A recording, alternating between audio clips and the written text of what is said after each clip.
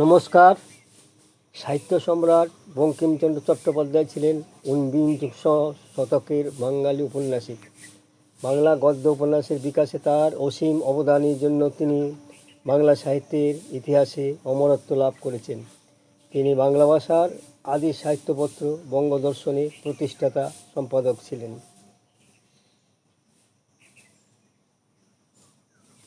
তাকে বাংলা উপন্যাসের জনকও বলা হয়। এই বিশিষ্ট সাহিত্যিককে নিয়ে ইউটিউবে সাহিত্যের নবদিগন্ত চ্যানেলে আজকের ভিডিওটি হলো স্বদেশপ্রেমী দীক্ষাগুরু বঙ্কিমচন্দ্র। গ্রন্থনায় রবীন্দ্র কুমার চক্রবর্তী। বন্দে মাতরম সুজলাং সুফলাং মলয় শীতলম শস্য শ্যামলা মাতরম শুভ্র জ্যোৎস্না পুলকিত যামিনীম সুহাসিনীং সুমধুর ভাসিনীম সুখদাং বরদাং মাতরম। বঙ্কিমচন্দ্র। স্বদেশপ্রেমী বঙ্কিমচন্দ্র চট্টোপাধ্যায় কর্তৃক উপরোক্ত কবিতাটি 1882 খ্রিস্টাব্দে রচিত আনন্দমঠ উপন্যাসের অন্তর্ভুক্ত একটি গান। সংস্কৃত বাংলা মিশ্রিত ভাষায় লিখিত এই গানটি স্বদেশপ্রেমী বন্দনা গীতি এবং বাংলা তথা পশ্চিমবাংলার একটি জাতীয় সঙ্গীত। ভারতের স্বাধীনতা আন্দোলনে এই স্বদেশপ্রেমী গানটি গুরুত্বপূর্ণ ভূমিকা গ্রহণ করেছিল। 1996 খ্রিস্টাব্দে ভারতীয় জাতীয় কংগ্রেসের অধিবেশনে সর্বপ্রথম রাজনৈতিক প্রেক্ষাপটে গাওয়া হয় বন্দে মাতরম গানটি। ভারত মাতার বন্দনা গীতি। বর্তমানে বন্দে মাতরম গানটি ভারতীয় প্রজাতন্ত্রের জাতীয় স্তোত্রের মর্যাদা দেওয়া হয়েছে। 19 শতাব্দীর ভারতবর্ষে বিশিষ্ট ব্রিটিশ সরকারের অত্যাচারের স্বরূপ এবং পরাধীনতার মর্মবেদনাকে বন্দে মাতরম গানে তুলে ধরে তৎকালীন ভারতবর্ষের জনগণকে উদ্বুদ্ধ করে তোলেন বঙ্কিমচন্দ্র। বঙ্গজননী যে সকল ক্ষণজন্মা কৃতি সন্তান স্ত্রীয় কীর্তি ও অক্ষয় অবদানের জন্য বরণীয় হয়ে রয়েছেন এবং থাকবেন অনন্তকাল, তাদের মধ্যে পূজ্যপাদ ঋষি বঙ্কিমচন্দ্র চট্টোপাধ্যায় সবিশেষ উল্লেখ্য। বঙ্কিমচন্দ্র কেবলমাত্র সাহিত্য সম্রাট নন, তিনি প্রাতঃস্মরণীয় স্বদেশপ্রেমী মুক্তি সংগ্রামের পথিকৃৎ, স্বদেশপ্রেমের দীক্ষাগুরু, বন্দে মাতরম মন্ত্রের উদ্গাতা।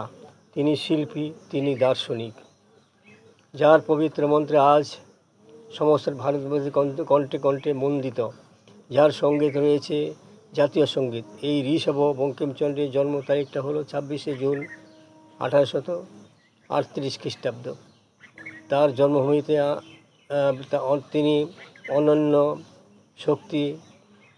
ধীশক্তিতে সম্পন্ন বঙ্কিমচন্দ্র পড়াশোনা করেন মেদিনীপুরে হুগলি কলেজে এবং প্রেসিডেন্সি কলেজে। 1858 সালে কলকাতা বিশ্ববিদ্যালয়ে বিএ পরীক্ষা চালু হলে বঙ্কিমচন্দ্র বিএ পাস করে ডেপুটি ম্যাজিস্ট্রেট এবং ডে কালেক্টর হন। সরকারি চাকরি উপলক্ষে তাকে বাংলার বিভিন্ন স্থানে থাকতে হয়েছে দীর্ঘ 33 বছর যাবৎ। মেদিনীপুর, বারুইপুর, আলিপুর, হাওড়া, বারাসাত, হুগলি, ভদ্রক, জাজপুর, মুর্শিদাবাদ, খুলনা, যশোর প্রভৃতি স্থানে। ইংরেজি ভাষা বঙ্কিমচন্দ্রের ব্যুৎপত্তি ছিল অসামান্য। বাংলা ভাষা, সাহিত্য এবং বেদ, পুরাণ, ধর্মশাস্ত্রাদির প্রতি তার অনুরাগ ছিল সুগভীর। ইংরেজিতে তিনি রামমোহন ওয়াইফ নামে একটি উপন্যাস রচনা করে তার সাহিত্য বিস্তার শুরু করেন। বঙ্গদর্শনের মাধ্যমে সমাজ, ঐতিহাসিক এবং জাতীয়বাদী বাংলা উপন্যাসের জগতে তিনি দিগ্বিজয়ী। তিনি অনেক ইংরেজি উপন্যাস রচনা করেন। পূর্ণচ্ছেদ টানলেন তিনি ইংরেজি উপন্যাস লেখায়। চলল বাংলার উপন্যাস রচনার কাজ বিরামহীন। 14টি উপন্যাস রচনা করলেন বঙ্কিমচন্দ্র। ভিন্নতার আঙ্গিক, বিষয়, স্বাদ, গন্ধ, সার্থক কালজয়ী, বিনা পানির বীণার ঝঙ্কার শুনলেন তিনি। অস্থির চঞ্চল সাহিত্য স্রষ্টা তার বাগদেবী দত্ত সুবর্ণ লেখনী তুলে দিলেন সারা বাংলায়। বাংলার পাঠককুলের হৃদয় জয় করলেন তিনি। 19 শতাব্দীর সামাজিক পরিমণ্ডলে ছড়িয়ে পড়ল তার এই সাহিত্য ধারণা। বাংলা ভাষা স্রোতস্বিনীর গতি প্রকৃতির আমূল পরিবর্তন করলেন এই শক্তিমান স্থপতি। কি অপূর্ব মহিমা মণ্ডিত সুধামাখা তার ভাষা, কি আশ্চর্য তার রচনা শৈলী, নারী পুরুষের চরিত্র চিত্রণে কি দক্ষতা, মুন্সিয়ানা। বন্দে মাতরম সমৃদ্ধ গায়ত্রী সদৃশ্য সৌন্দর্যমণ্ডিত আনন্দমঠ উপন্যাসখানি পাঠকের মস্তিষ্কে ঝংকার তোলে, রক্তে আগুন ধরিয়ে দেয়।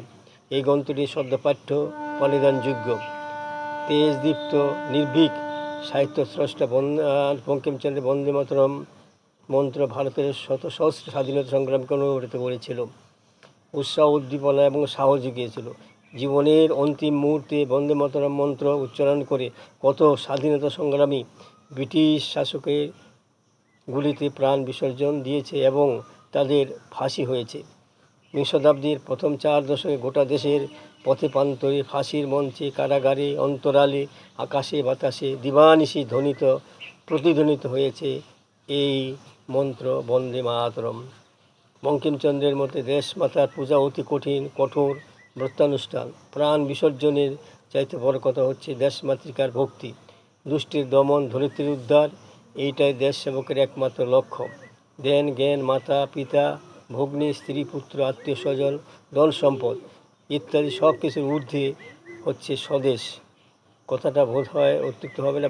বঙ্কিমচন্দ্র যদি শুধু বন্দে মাতরম সঙ্গীতটি এবং আনন্দমঠ রচনা করতেন তাতেই তিনি স্মরণ হয়ে থাকতেন। আনন্দমঠ ছাড়াও তিনি 13টি উপন্যাস, ইন্দিরা, দুর্গেশনন্দিনী, কপালকুণ্ডলা, বিষবৃক্ষ, মৃণালিনী, চন্দ্রশেখর, রজনী, রাজসিংহ, সীতারাম, দেবী চৌধুরানী, কমলাকান্তের উইল, কৃষ্ণকান্তের উইল এবং রাধারানী ও যুগারঙ্গীয় এই নাতিদিগ গর্ব তিনি লিখে চিরস্মরণীয় হয়ে রয়েছেন।